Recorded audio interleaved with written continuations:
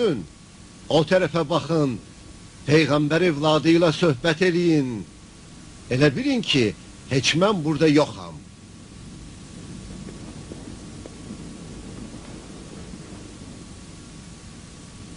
Danışın, sual verin, gözləyirik. Onunla necə mübahisə eləyim ki, mənə inkar elədiyim kitabdan sübut gətirir? Və o Peyğəmbərdən danışır ki, mən qəbul eləmirəm. Ey nəsranilərin rəhbəri, mən əgər İncildən dəlil və sübut gətirsəm, səni qane eləyər? Məyər mən İncili inkar eləyə bilərəm? Onda məhəbbət göstər və səbirli ol. Növbə sənə yetişəndə söhbət eləyib bir-birimizin dəlil sübutunu dinləyərik. Mən sual verim, yoxsa siz? Mən soruşuram, Muhammedin peyğəmbərliyini necə sübut edirsiniz? Ey Yəhudi alimi, Musa İbni İmran, İsa İbni Məryəm və Davud peyğəmbər, Allahın salamı olsun onlara, onun peyğəmbərliyini qabaqcadan xəbər verirlər. Musa İbni İmranın dediyini sübut elə.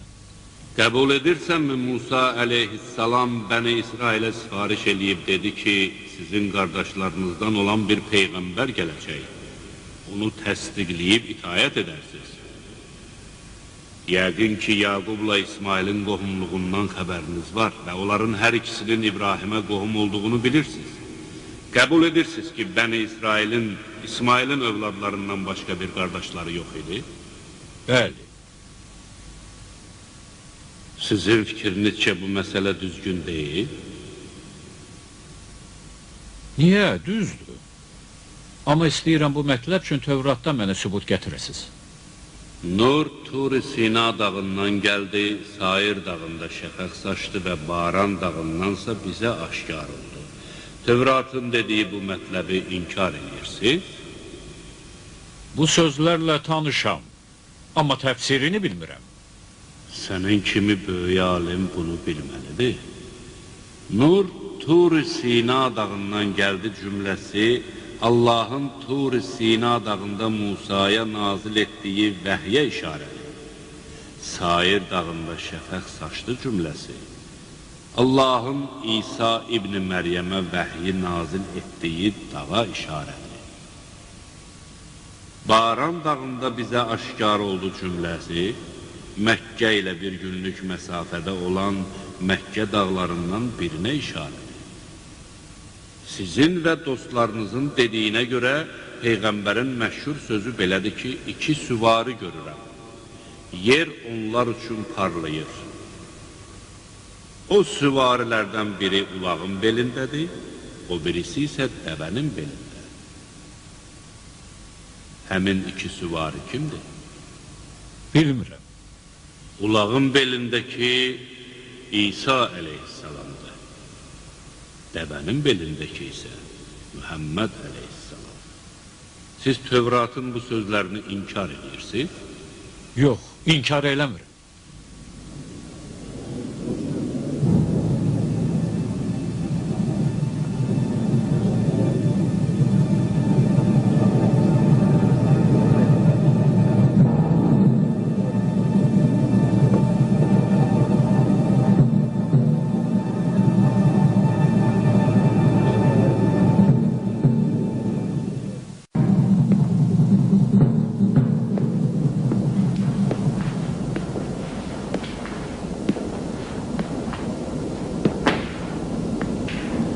Gördün? Gördün neynədi? Bəli. Gördün o Yəhudinin başına nə oyun gətirdi? Bir neçə kəlmə ilə onu sıxışdırıb cəmaatın qabağında rüsvay elədi. Sərvərim, siz çox gözəl bilirdiniz ki, bu baş verə bilər. Bəli, bilirdim. Amma ümid edirdim, məcbur olmayım. Hələ də naümid deyiləm. Yasliq, Ümran Sabihi və Süleyman Mərvəzi hər üç alimdir. Onunla mübahisə eləməyə qüdrətləri var. Elə deyil, Fəzil. Biz sual edirik. İsa'nın peyğəmbərliyi və kitabı haqqında nə deyə bilərsiniz? Mən İsa əleyhissalamın peyğəmbərliyinə, kitabına, özündən sonra gələcək peyğəmbər haqda dediklərinə və həvarilərinin də onun dediyini təsdiqlədiyinə inanıram. Odur ki, hansı təriqətə qulluq eləməsinə baxmayaraq, İsa'nın dediklərini, eləcə də Mühəmməd əleyhissalamın peyğəmbərliyini inkar eləyən şəxsdən bezarlıq eləyir. Məyər hər hökm üçün iki adil şahid şəxs var? Var. Onda sübut üçün Xristiyan dinini qəbul eləmiş iki tanınmış adil şəxsin adını mənə deyə bilərsiniz? Deyirəm, sən adil şahid deyəndə kimi nəzərdə tutursan? Məsələn, İsa'nın yanında hörmət sahibi kimi tanınan şəxsin sözlərini dəlil və sübut kimi qəbul eləyirsən və belə bir şəxsi adil şahid sayırsan, Bu adil şəxs kimdir? məsələn, tutaq ki, Yuhannadır. Yuhanna deyiləmi? Bu ki, İsa'nın ən yaxın adamlarından biridir. Məyər bu söz Yuhannadan deyil? O deyir ki, İsa məni bir ərəbin dinindən xəbərdar elədi, dedi ki, həmin ərəb ondan sonra gələcək peyğəmbərdir. Mən bunu həvarilərə çatdırdım, onlar da yeni dini gətirəcək peyğəmbərə, əhl-i beytə və canişinlərinə salam söylədilər. Bəli, Yuhanna Həzrət İsa'nın adından bir ərəbin peyğəmbərliyi, eləcə də onun əhli beyti və canişini haqqında müjdə verib. Yaxşı, onda nəyi gözləyirsən? Əgər bu sözə İncildən mənə sübut gətirə bilsən, inkar eləmərəm. Məyər Yuhannadan dediklərim İncildən deyil? Bəlkə elə bilirsən, İncili oxumamışam və bu sözləri təsadüfən kiminsə dilindən eşitmişəm. İndi isə icazə ver, mən bir şey soruşum. Niyə siz İsa'nı, əstağfurullah, Allahın oğlu sayır və onu Allah məqamında tutursunuz? Çünki hər kim ölünü diriltsə Allahdır və ibadətə layiqdir. Yesə də bunu eləyirdi və suyun üstündə yeriyirdi. Ölünü dirildir və cüzəma tutulmuş biçarələrə şəfa verirdi. Amma ümməti onu nə Allahın övladı saydı və nə də ona ibadət elədilər. Hizgil Peyğəmbər də ölüləri dirildirdi. 60 il əvvəl ölmüş 35 min nəfəri diriltdi. Bəni İsrail cavanlarından sayılan bu dəstə haqqında söhbətlər Tövratda yazılıb. Bir halda ki, İsa'nı Allahın oğlu sayırsız, onda Yəsə ilə Hizgilə də gərək Allahın övladı deyəsiz.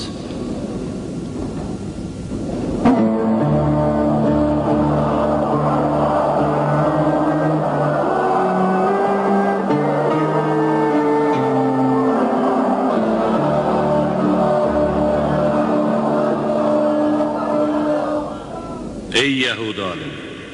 Peyğəmbərin Musa İbni İmran barəsində sual verəcəyəm. Musa əleyhissalamın peyğəmbərliyinə nə sübutunuz var? Əvvəlki peyğəmbərlərin etmədiyi möcüzələr göstərdi. Musa'nın peyğəmbərliyinə sübut üçün heç kimin bacarmadığı bir möcüzə göstərməsini söyləməyin düzdür. İndi birdən kimsə peyğəmbərlik iddiası ilə heç kimin bacarmadığı bir iş görsə, deməli onu da təsdiq eləməlisiniz. Yox, yalnız Musa'nın göstərdiyi möcüzələr kimi olmalıdır. Bəs Musa'dan qabaqki peyğəmbərlərə necə iman gətirmisən? Halbuki nə dərya yarıblar, nə daşda bulaq qaynadıblar, nə əsanı əjdahıya çeviriblər və nə də Musa kimi nurlu əl sahibi idilər.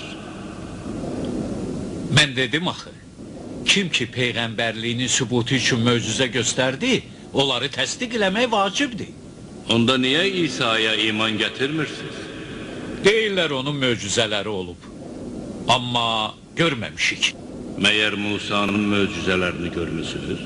Bu möcüzələr haqqında rəvayətləri də inandığınız adamlardan eşitməmisiniz?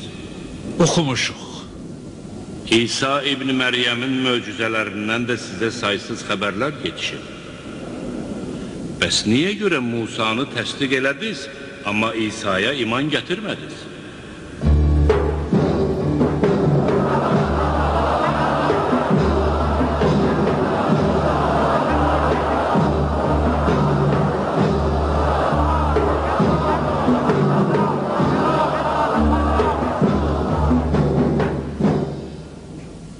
Musa İbn Cəfərin oğlu.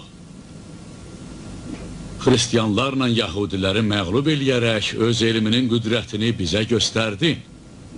İndi mənim sahibinin sizə sualı var və əgər cavab versəz, bu cəmaat qarşısında alimliyinə şəhadət verib, səni ən bilikli alim elan edəcəm.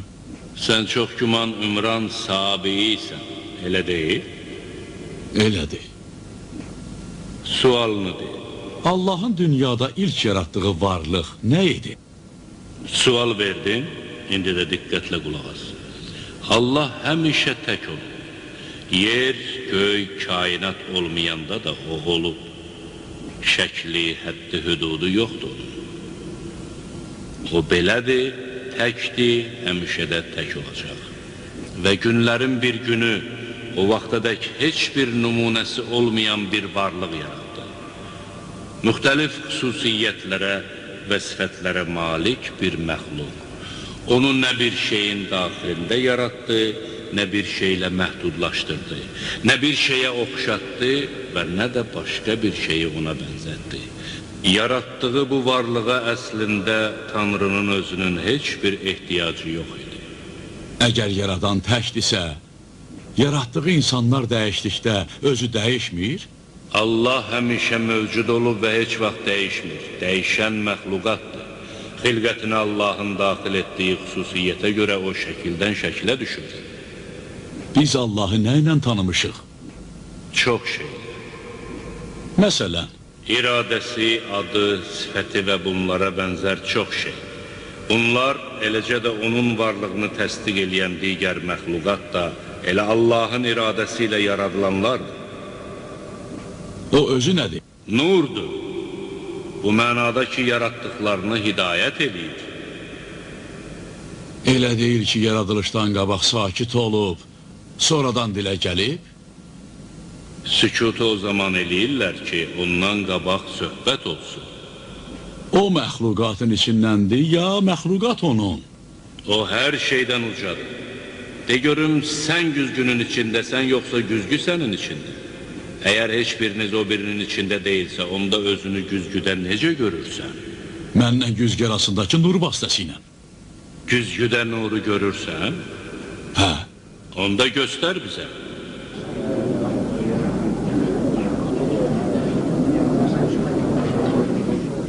De görüm, Xudavənd həqiqətən təkdir, yoxsa onu belə vəsf eləyirlər?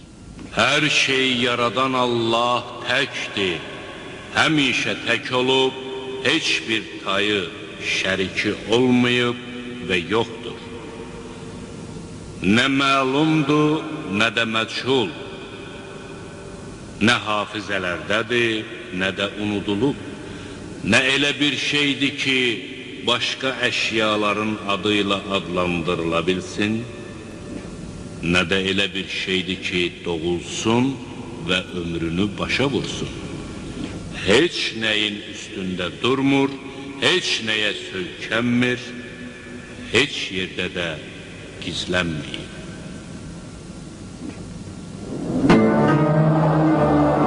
Sərmərim, şəhadət verirəm, onun haqqında dedikləriniz doğrudur.